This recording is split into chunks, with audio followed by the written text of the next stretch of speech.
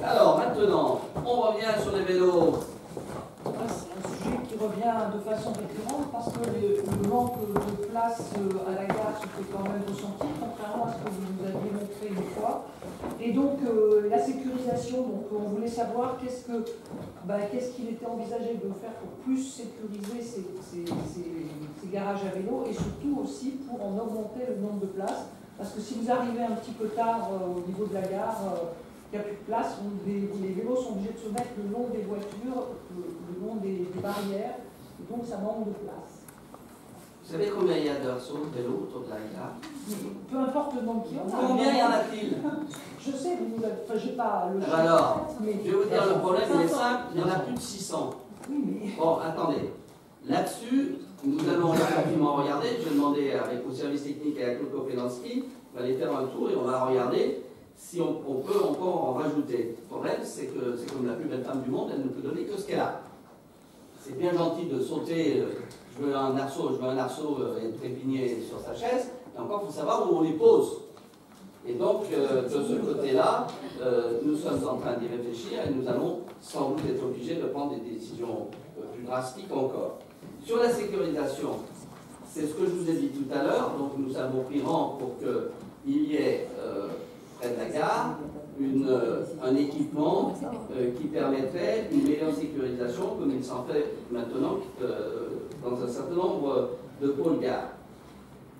On va regarder ce problème, je dirais, avec la volonté d'y arriver, parce que vous avez raison, c'est qu'effectivement, il y a une demande forte autour de la gare pour poser son vélo, même si aujourd'hui j'ai constaté qu'il y avait des dizaines et des dizaines d'arceaux libres, ce qui n'empêchait pas les gens de se coller contre les barrières, au passage.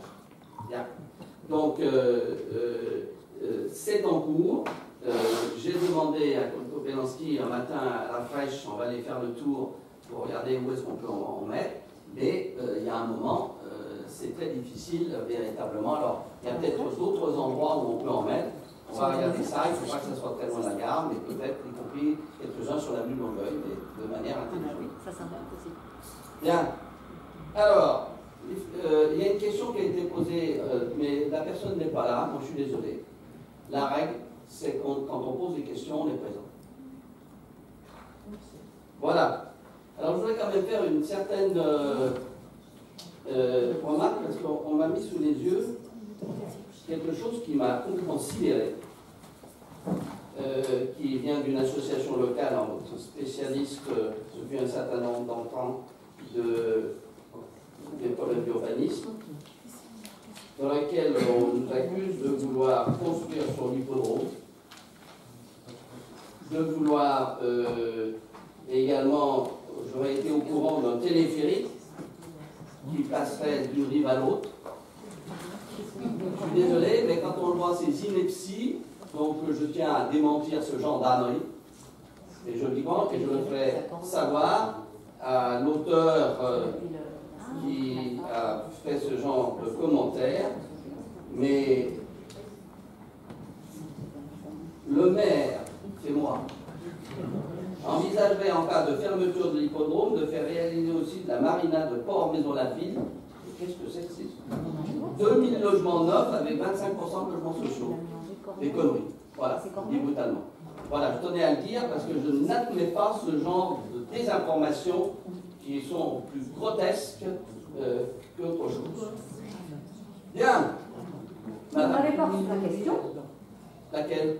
Oh! Alors là, j'ai monté à tous mes devoirs. Mais bien sûr, que bien sûr, bien sûr. Mais bien sûr. Mais allez-y, ma chère collègue, et néanmoins. Ça vous a déstabilisé? Absolument, je ne suis pas habituée à ces amabilités. Donc, le service de garde des pharmacies est organisé par le Conseil d'ordre des pharmaciens, au niveau départemental. Je vous fais grâce des articles, des machins, etc. En tout cas, depuis quelques mois, nous sommes organisés avec Sartrouville. Et j'ai regardé les services de garde de septembre, octobre, novembre et décembre. 21 dimanches et jours fériés. 4 jours à Maison-Lafitte, 1 jour au Ménil-le-Roi. Alors certes, il y a 51 000 habitants à Sartrouville, mais entre le Ménil et nous, on n'est pas loin de 30 000. Et je trouve que l'offre de proximité est disproportionnée entre nos communes. Je sais que la mairie n'a pas normalement voix au chapitre, puisque je répète que c'est le Conseil de l'ordre des pharmaciens qui s'organise par lui-même pour assurer ce service de garde. Mais je voulais savoir si la mairie ne pouvait pas interférer, dire que ça serait bien d'équilibrer un petit peu au niveau d'un rééquilibrage géographique. Et ma deuxième question est plus large, c'est une pharmacie de garde pour 80 000 habitants. Je trouve que ça fait peu. Je ne sais pas s'il y a beaucoup d'endroits en France où il y a aussi une pharmacie pour autant de population. Madame Valls, c'est pas les jours fériés seulement. Non, les dimanches. C'est toutes les nuits. Toutes les nuits. Et là, je m'étonne. Nous sommes, en France, ceux qui avons le meilleure prestation en matière de couverture pharmaceutique. Ça veut dire qu'aujourd'hui, le périmètre, il va effectivement de Sartrouville, je crois qu'il y a Houille également, Sartrouville, Maison, Ménil, Saint-Germain. Et effectivement, et alors sur 4 mois, sur 4 mois, toutes il n'y a pas les nuits, une fois, toutes les nuits, vous téléphonez au commissariat et on vous dit la pharmacie de garde est celle-ci et on l'a averti de votre venue. Donc, nous avons en France, et je tiens à le dire, une couverture pharmaceutique absolument unique en Europe. Partout ailleurs, ça n'existe pas.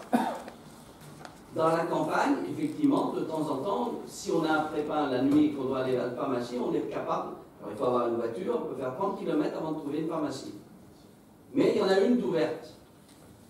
Et donc ici, il faut le savoir, moi je rends hommage à tous ces pharmaciens qui souvent sont là la nuit, si vous téléphonez maintenant et que vous avez besoin effectivement en dehors des urgences, etc., eh bien vous pouvez trouver une pharmacie ouverte et en passant par le commissariat qui avertit le pharmacien pour éviter des problèmes de sécurité.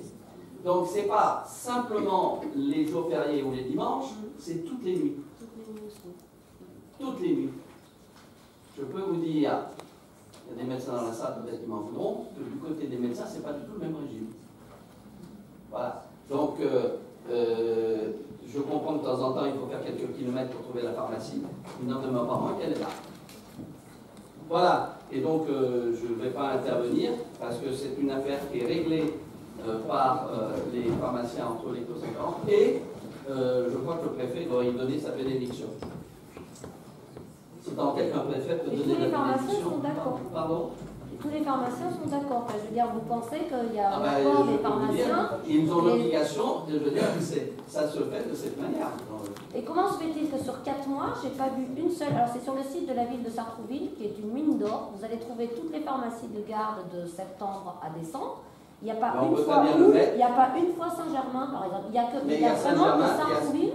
Non, Saint-Germain, nous sommes dans le.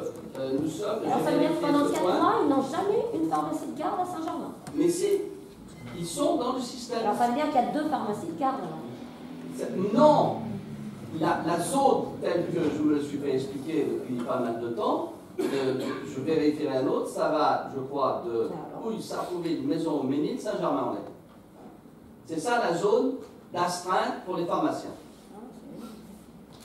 Et ça revient assez fréquemment pour un pharmacien, parce qu'il y a toutes les nuits à tenir.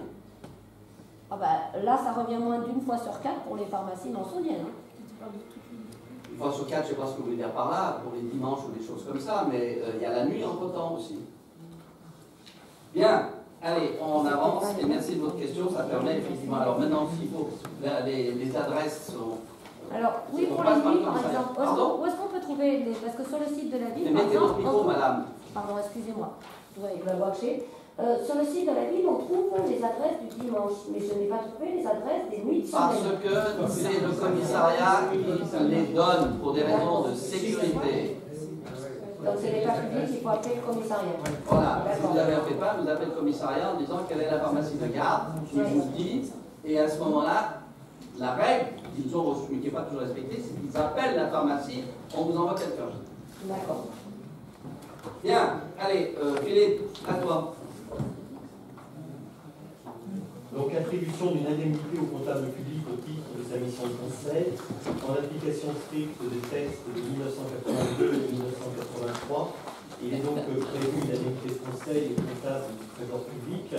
Et donc, nous avions, c'est depuis 2014, pardon, M. Schaeffer, M. Dissou, qu'on a particulièrement apprécié. Et maintenant, nous avons Mme Dussin, en janvier 2017, avec la particularité qu'elle n'est plus logée à Maison-Lafitte, donc, comme vous le savez, mais à Sartrouville. Et bientôt à oui. Absolument, bientôt à oui. Et donc, nous vous demandons d'allouer et verser l'indemnité de conseil autour de 100%, bien sûr, à Mme Dussin, ainsi qu'il est convenu dans les textes, en tant que chef du service comptable des finances publiques pour toute la durée de sa gestion, et de prélever bien sûr le montant de ces dépenses sur les crédits du budget communal. Remarque, il n'y en a pas adopté.